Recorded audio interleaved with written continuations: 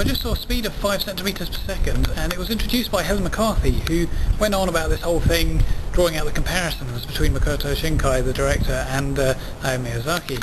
Now, from my admittedly slightly myopic, story-obsessed perspective, this is completely wrong.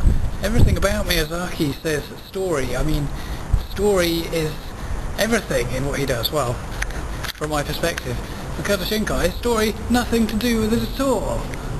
Now, of course, there actually is a story in speed of 5 centimeters a second, technically 3, but well, it's not really so much as a story as Shinkai just reveling in these kind of relationships which vary from between being doomed and completely doomed, because that's just his thing, seemingly, and so it's not a very good story.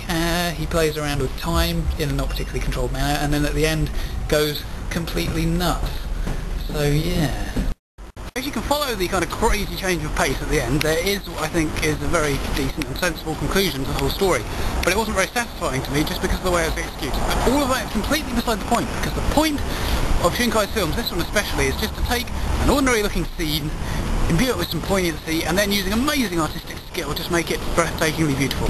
In an ordinary film, there's perhaps 2 or 3 moments, if you're lucky, that you might want to make into a poster and put on your wall. In this one, there's one of those moments like every 15 seconds.